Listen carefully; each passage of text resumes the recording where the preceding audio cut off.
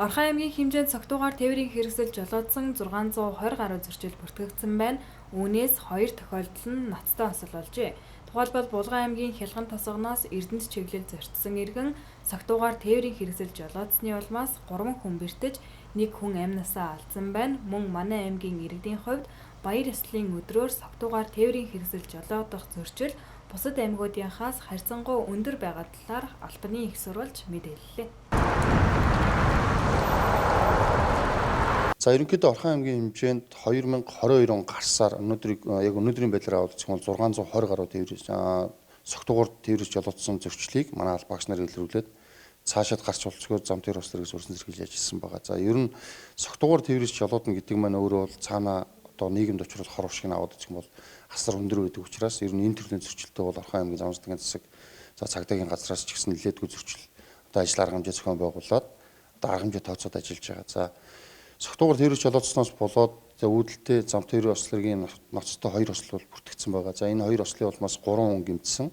За нэг зорчигч, нэг жолооч за эмчлэгдэх явцдаа харамсалгаар нас орсон юм тохиолдол. За энэ 2 тохиолдлыг аваад үзэх юм бол хоёулаа Булган аймгийн Ялган цуманд за согтуурны зүйл хэрэгжилчээд за шөнө өрөө зүгээр аймаг руу орж ирээд зам тээврийн ослыг дөрөвт шингэж одоо ноцтой ослох гэсэн юм хоёр осол бүртгэгдсэн байгаа. Тэгэхээр ер нь энэ согтуугаар тээврийн жолоодно гэдэг маань өөрөө бол үндсэндээ хизээж байж боломгүй юм. Ягаад гэвэл өнөөдөр жолоочийн одоо анхаарал гэдэг юм уу бусад одоо зүйлсүүд 100% зам дээрээ төвдрөөд явж явах хэрэгтэй байтал энэ арх согтуурны зүйл хэрэглээд автомашин жолоодно гэдэг маань өөрөө биеэ хянах чадваргүй.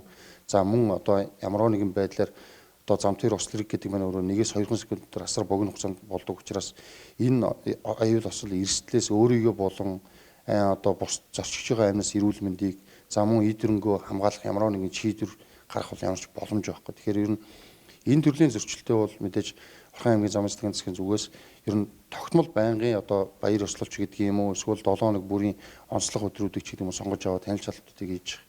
За өнгөрсөн зүгээр баяр ёслолын арга хэмжээнүүдээс аваад үзэх юм бол за 3 сарын 8-ны өдөр за 3 сарын 18-ны өдөр гээд баяр ёслолын үеэр бол нэлээдгүй яг энэ төрлийн зөрчлүүд одоо зөрчил гарах тохиолдлууд ихсдэг.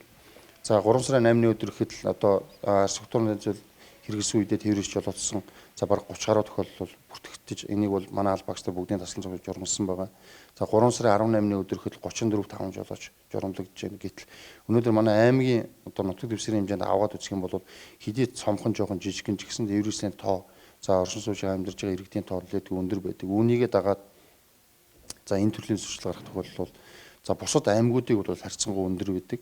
За энэ төрлийн зөрчилтэй ч гэсэн цагдаагийн байгууллагаас ч гэсэн тэмцэж байна. За иргэд ч гэсэн одоо манай цагдаагийн газарт маш их мэдээллүүдийг бол өгдөг. Энэ мэдээллийн дагуу тухайн зөрчлүүдийг бол тасан зохицоогоо тэмцэлтүүдийг тавиад ажиллаж байгаа. Согтуугаар тээврийн хэрэгсэл жолоодсон зөрчлийг өмнөх оны муу үедээ харьцуулахад өссөн үзүүлэлттэй нь мөн нийт согтуугаар тээврийн хэрэгсэл жолоодж байгаа хүмүүсийн дийлэнх нь эмэгтэйчүүд байгаа талаар онцоллоо.